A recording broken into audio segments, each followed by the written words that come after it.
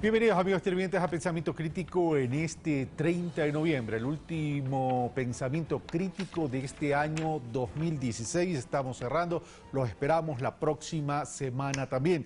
Tenemos como invitado al doctor Javier Zavala Egas, con quien vamos a conversar sobre la coyuntura política del Ecuador, pero vamos a comenzar por el tema Odebrecht. Javier Zavala, muy buenos días, gracias por haber aceptado nuestra invitación. El tema Odebrecht nace de... Gracias, Carlitos. Bueno, gracias y feliz año, por cierto. El tema Odebrecht nace ya desde hace algún tiempo, pero lo vuelve a poner en la palestra, lo indicado por el Departamento de Justicia de Estados Unidos, donde indica que algunos funcionarios de diferentes países, y vaya que la lista es grande de los países, habrían recibido sobornos, coimas de parte de esta constructora, la más grande de Latinoamérica. Ante aquellas expresiones del Departamento de Justicia de Estados Unidos, tenemos por un lado la declaración de Alexis Mera, secretario jurídico de la presidencia, donde dice no vamos a proteger a nadie, no vamos a ocultar a nadie, que caiga quien caiga, pero a paso siguiente sale un comunicado del gobierno nacional en el sentido de que no se va a actuar por simples denuncias, sino por pruebas. Aquí habría una especie de contradicción entre lo expresado entre Alexis Mera y el comunicado oficial del gobierno nacional, Javier Zavala. No, yo diría que no, o sea, yo no le veo contradicción, Carlos, porque efectivamente el instrumento para luchar contra la corrupción, que se llama una delación premiada, no es otra cosa que una información, es decir, alguien delata a algunos o delata a alguien sobre la comisión de alguno o varios delitos y a condición recibe, o como premio, recibe una pena rebajada. Pero la simple delación o el hecho de que un simple ciudadano delate a otro no basta como evidencia o no basta como prueba, sino que esta delación tiene que ser contextualizada, tiene que ser soportada en documentos o en cualquier tipo de pruebas que se pueda aportar. Y esto es justamente lo que está haciendo en este momento el Tribunal Federal de Brasil, porque ya la Fiscalía recibió 77 delaciones y este expediente que conforma cada una de las 77 tiene que ser revisado por la Corte Suprema, por un juez federal. Y este juez federal tiene que ver, por ejemplo, si la delación fue sin presión, si la delación está soportada en pruebas, y mientras ello ocurra, que se calcula que van a ser mes y medio, 2 meses, toda la información está bajo lo que se llama secreto judicial. Por eso es que esta información no se puede filtrar. Ahora, ese es el tema central. En esa misma línea, entonces, el Departamento de Justicia de Estados Unidos hizo bien en no dar nombres, sino simplemente anunciar, habría hecho bien solo en anunciar y no haber dado nombres, casualmente porque cada uno de los países tendría que determinar o ir a las pruebas que sustenten estas denuncias. A ver, lo que pasa es que el tema de Estados Unidos camina por un carril distinto. Estados Unidos adquiere competencia en este tema porque Estados Unidos tiene una ley que se llama de prácticas corruptivas en el extranjero. ¿Qué significa esto? Que cualquier empresa estadounidense o no, que de alguna manera tenga una conexión con Estados Unidos, vía accionaria, vía financiera, y de algún modo haya prácticas corruptas, Estados Unidos asume la competencia del tema.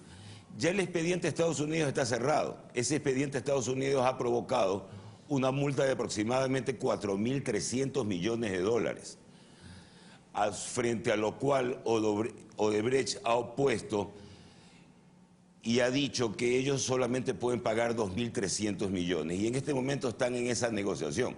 ¿Cuánto es la multa? Pero el expediente de Estados Unidos ya está cerrado. Realmente la información, el momento que se haga pública y que la Corte Suprema o el Tribunal Federal de Brasil dé luz verde, es la que realmente va a aportar datos, cifras, contratos, nombres, montos, etc. Ahora, Pero un anuncio como el que se ha hecho sin dar nombres genera mucha especulación, porque a la hora del té no se sabe de qué funcionarios estamos hablando y a qué periodo corresponde. También ha llamado la atención, y esto lo ha expresado el gobierno nacional, es que mientras en otros países el periodo de evaluación es desde el 2000, si no me equivoco, desde el 2001 en adelante, acá el caso ecuatoriano se habla apenas desde el 2007 al 2016. A ver, yo entiendo que la investigación o indagación previa ya está iniciada. Evidentemente, vía asistencia penal Estados Unidos o vía asistencia penal Brasil en el momento adecuado o vía asistencia penal a cualquier país que aporte o que pueda aportar en algo en esta investigación, tendrá que irse revisando contrato por contrato, sobre todo aquellos contratos que no están ya auditados por Contraloría. O tendrá que llamarse a rendir testimonio a aquellos funcionarios que de alguna manera han tenido que ver con licitaciones de Odebrecht o con contratos otorgados a Odebrecht. Pero yo coincido, o sea, se ha generado mucha expectativa, ha coincidido, digo yo, no sé si casualmente, con un periodo electoral, y todo esto genera rumores, genera presunciones, especulaciones, etcétera, pero eso resulta inevitable. ¿Se debió haber manejado de otra manera de parte, sobre todo el Departamento de Justicia de Estados Unidos, o hizo lo correcto?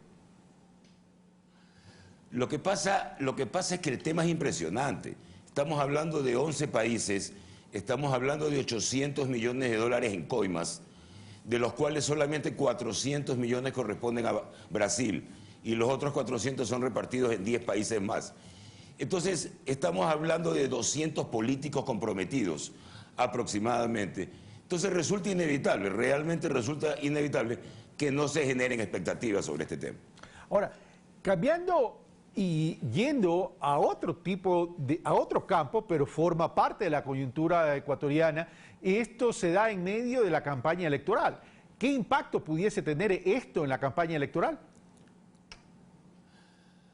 A ver, realmente en medios es un impacto bastante grande. Yo no sé si más allá de medios genere mayor incidencia en el votante. Y explico esto. Hace poco leí una encuesta en la que la corrupción está en el 4º lugar de preocupaciones de la ciudadanía y equivale aproximadamente un 10%. Es decir, el 10% de la ciudadanía, producto de esa encuesta, de lo que revisé, está preocupada por el tema corrupción. Entonces, ¿hasta qué punto tiene incidencia? No sé. Eso en el tema general de la corrupción. Ahora, ¿cómo crees que se está dando esta campaña electoral o haces la evaluación del cierre de año y como punto de partida para ya el inicio de la campaña electoral que inicia el 3 de enero, es decir, la próxima semana, en términos de los movimientos y alianzas que se han dado en estos tiempos? Bueno, a ver, definitivamente el tema corrupción, los rumores que eso pueda provocar va a constituir un peso significativo en la campaña a partir de enero. Eso sí creo. Todo depende de los datos que salgan, los nombres que salgan, las cifras, los contratos que salgan, etcétera. En todo caso, el cohecho en el Ecuador es imprescriptible desde el año 1998, con la Constitución de 1998. Por lo tanto, una investigación de cohecho tiene que partir de ahí, de 1998. Ahora, pero dentro de todo este tema de corrupción en medio de la campaña electoral, en los últimos días se da a conocer el tema o del caso Capaco, ¿verdad? Carlos P.C. En ese sentido se lo ha relacionado y está relacionado definitivamente con la historia del Partido Social Cristiano. ¿Creerías tú que ese tema afecta principalmente a la candidata social cristiana? A ver, de lo que tengo entendido y de lo que he revisado en la prensa, la vinculación de Carlos Pareja Cordero con los socialcristianos no ha sido muy profunda en los últimos años. Inclusive pasó por la campaña de Lucio Gutiérrez, de lo que tengo entendido, y políticamente se ha mantenido en perfil bajo. No sé hasta qué punto realmente le puede afectar a la campaña de Cynthia Viteri. Ok, ahora, vamos al tema electoral meramente, Javier Zavala. Las encuestas han expresado sus evaluaciones, sus resultados, todos coinciden en un común denominador. Primero Lenín Moreno, hay una diferencia en los niveles que lo ponen y estarían diciendo hay una lucha por el segundo puesto. Daría la impresión entonces de que Lenín Moreno va a puntear, pero la duda es, y la pregunta sería es, si hay expectativa de triunfo en la primera vuelta o habría una segunda vuelta electoral. Mi apreciación personal por varios motivos es que va a haber una sola vuelta y yo creo que va a ganar Lenín Moreno en una sola vuelta y explico por qué. La media de las encuestas y la votación dura del país bordea del 30 al 35%, pero de ese 35% o ese 35% es sobre el universo electoral y el conteo realmente se efectúa sobre los votos válidos. Por lo tanto, ese 35% va a rebasar en su momento el 40%, por un lado. Y por otro lado, la distancia con la que pueden llegarse en segundo lugar es bastante amplia. No sé qué pase en este último mes, no sé qué pase en este mes y medio de campaña, porque estamos hablando a 30 de diciembre. Pero mi perspectiva hoy es esa, la que te acabo de decir. Pero al amparo de tu perspectiva, Javier, cuando uno revisa las cifras de los datos de las distintas encuestadoras, estamos hablando que los blancos y nulos están más o menos representando un 28% y un nivel de indecisos del 35%. Es decir, esos porcentajes son muy elevados en relación a años anteriores. ¿Esto no podría tener una incidencia en el momento de la elección? La única forma de proyectar el eventual y el posible voto de un indeciso a estas alturas es aplicando las mismas tendencias al universo de los indecisos, porque no hay otra fórmula. Entonces, aplicando la misma forma resulta lo mismo, es lo que te quiero decir. A menos que en enero y lo que quede de febrero haya alguna circunstancia que cambie el panorama, que yo no la veo. ¿Ves algún elemento diferenciador entre lo que representa Lenín Moreno y el ejercicio del gobierno de Rafael Correa? Bueno, la estrategia, la estrategia electoral de Lenín Moreno me parece correcta, porque Lenín Moreno se ha mantenido aparte de los problemas de la coyuntura. Es decir, Lenín Moreno no participa en los temas del gobierno, en los temas que hacen el día a día del gobierno. Lenín Moreno está aparte y únicamente aterriza cuando tiene que decir algo o para decir algo. Pero mientras tanto se mantiene totalmente alejado y es una estrategia electoral que a mí me parece correcta. Sin perjuicio de que su binomio es Jorge Glass, el actual vicepresidente, y que todas las baterías de la oposición están apuntando a él. Claro, lo que pasa es que se nota que es especulación, o sea, se ve que es manejo electoral. Por eso es que Jorge Glass hace lo correcto, no contestando algo que es especulación. El momento que exista algún indicio que de alguna manera vincule a algún funcionario de gobierno o candidato con algún tema de corrupción, eso es otro cantar. Pero en este momento, si no aparece ningún indicio, ninguna vinculación, no hay nada que decir. Vamos a la otra orilla, a la orilla de la oposición, y básicamente en esa pelea por el segundo lugar, que dependerá también de cuál sea la cifra que alcancen en términos de preferencia electoral. Guillermo Lasso por un lado y Cynthia Viteri. Guillermo Lasso escoge como binomio a Andrés Páez, que creo que sorprendió mucho, y Cynthia Viteri escoge y selecciona a Mauricio Pozo. ¿Quién gana, sobre todo en el voto electoral de la Sierra, con esa selección de binomio? Yo creo que para Guillermo Lasso escoger a Andrés Páez como binomio significó marchar en el mismo terreno. Y las cifras lo están demostrando, porque hay un estancamiento en las cifras de Guillermo Lasso de un tiempo para acá. O sea, Andrés Páez no aportó significativamente nada. De otra parte, en mi concepto, Cynthia Viteri sí acertó con su vicepresidente, por cuanto es una de las anclas que tiene Cynthia con Quito. Más allá de Rodrigo Paz, más allá de Roque Sevilla, también lo tiene Mauricio Pozo, economista que le da un discurso propio a la coyuntura. Por eso es que se ve que mientras la candidatura de Lasso está estancada, la candidatura de Cynthia Viteri está creciendo. ¿qué tanto significa el crecimiento de Cynthia Viteri? Finalmente se aplicará por parte del votante el voto útil, que se divide en alguna de las candidaturas de la derecha. No sé, veamos qué pasa. Pero también podría haber otra lectura, Javier. Podría haber una lectura de un trabajo a futuro. Me explico mejor y planteo la inquietud. En el caso del Partido Social Cristiano, María Guerrero, al seleccionar a Cynthia Viteri, si es que llega a perder en la primera vuelta electoral, independientemente de aquello, ha hecho campaña, se ha visibilizado y se transforma en la sucesora, se podría transformar en la sucesora de Jaime Nebot en la ciudad de Guayaquil. Y en el caso de Cynthia Viteri con Mauricio Pozo, y vemos una participación activa de Rodrigo Paz, de Roque Sevilla, de otros actores, podría ser la entrada a Quito para poder comenzar a crecer en la ciudad de Quito como Partido Social Cristiano, en una alianza, y también trabajar al 2019 en la posible sustitución de Mauricio Rodas en la alcaldía de Quito. Sí, definitivamente es absolutamente válida la predicción o la especulación, porque Cynthia Viteri es una política absolutamente activa y se ha creado una estrategia como para una transición de la candidatura a presidenta nacional en el evento de no ganar hacia la alcaldía de Guayaquil, cosa que yo le vería absolutamente coherente, pero realmente esa es otra historia, porque hay que ver qué pasa en estas elecciones y cómo responde Guayas y cómo responde Guayaquil a las candidaturas del país, para ver por dónde está la pelea, la próxima pelea. ¿Y en el tema Quito, con estas alianzas que se han hecho? Es correcto, porque definitivamente uno de los problemas de los socialcristianos es ser un partido localista, tener su base en Guayas. Y yo creo que definitivamente estas anclas logradas pudieran significar un puente para entrar en Quito.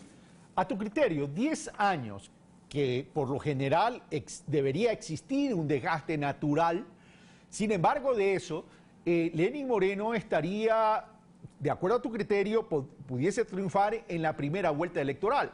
¿Qué hace que este proyecto político se mantenga de esa manera y que la oposición no crezca? En algún momento leí que cuando, no me acuerdo el autor de la frase, pero me parece muy buena, cuando un gobierno en general se quiere reelegir, no tiene que prometer, lo que tiene que hacer es justificar. Es decir, si se quiere reelegir, tiene que justificar lo que ha hecho en 10 años. Y yo creo que esa es la mejor campaña de este gobierno. Yo creo que Ecuador no es el mismo después de Correa. Yo creo que el elector no es el mismo después de Correa.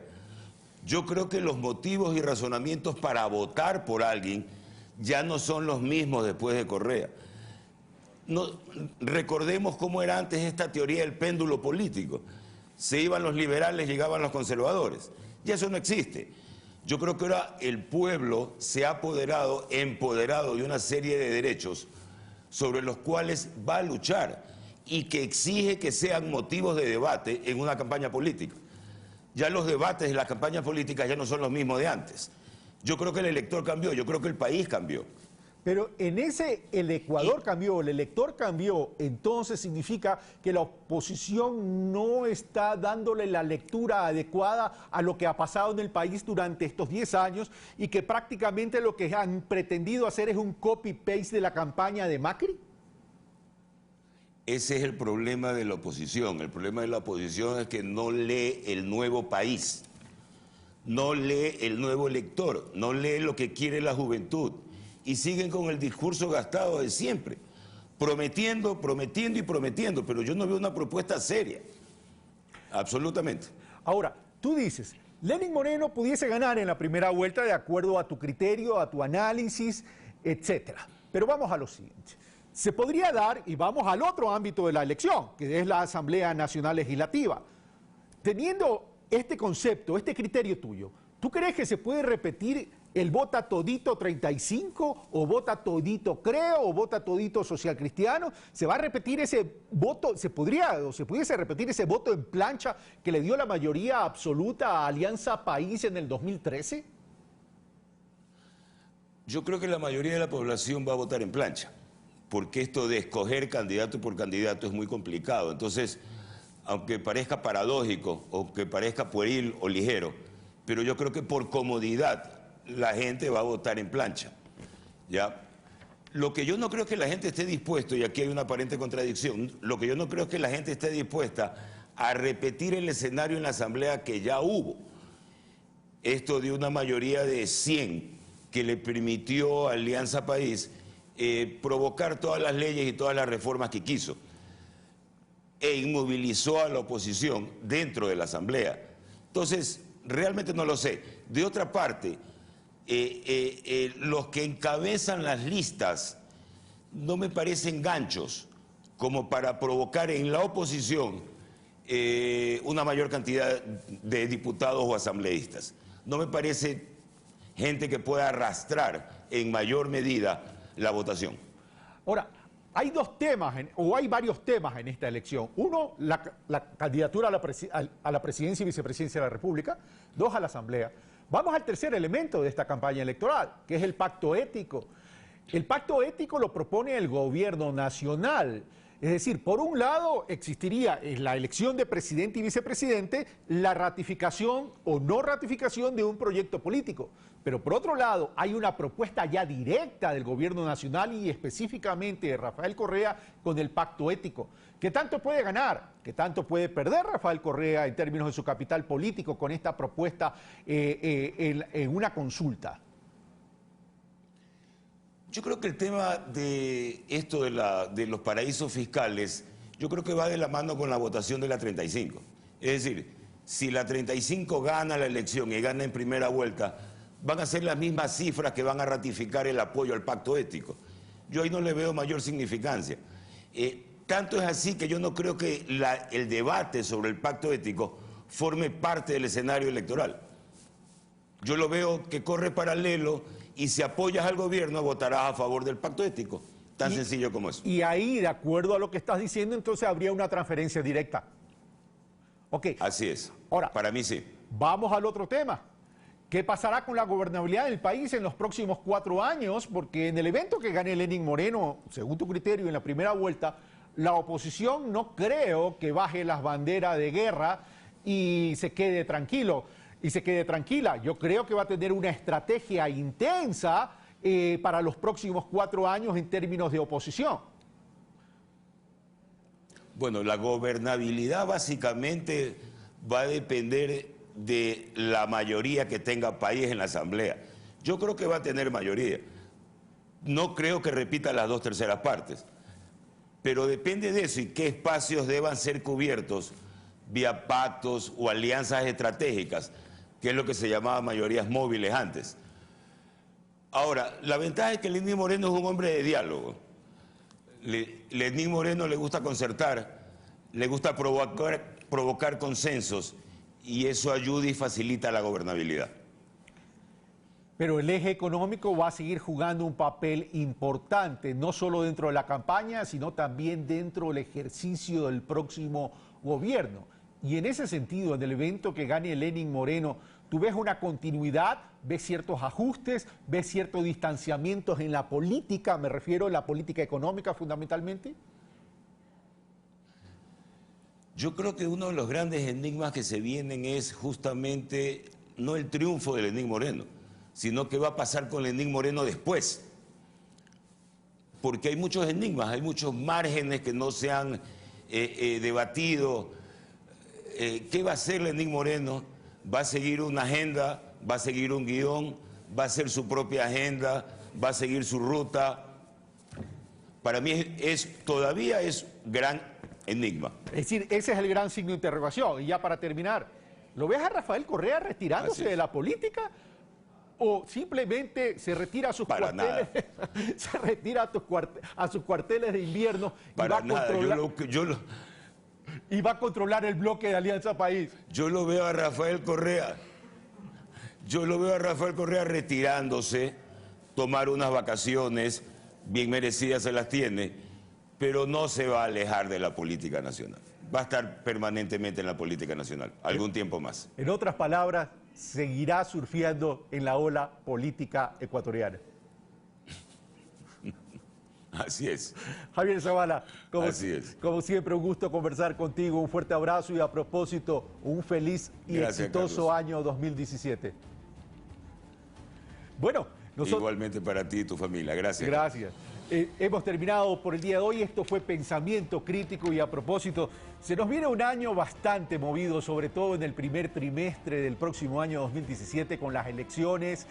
Y en estas elecciones, en esta campaña, que se va a intensificar todo este halo de corrupción que se ha venido construyendo durante este tiempo, lo importante es, uno, que se busque la verdad, que se transparente en términos de justicia, pero que el elector sepa elegir y sepa diferenciar los hechos. Hacia dónde quiere ir el país, hacia dónde usted quiere que vaya el país. Y evaluar estos 10 años en relación si debe continuar los próximos 4 años o no debe continuar el proyecto político. Pero esto no se lo debe hacer desde la óptica de la emoción, sino desde la óptica del análisis, reconociendo las virtudes, las fortalezas y las debilidades, pero también cuál va a ser el entorno de la economía ecuatoriana en los próximos 4 años.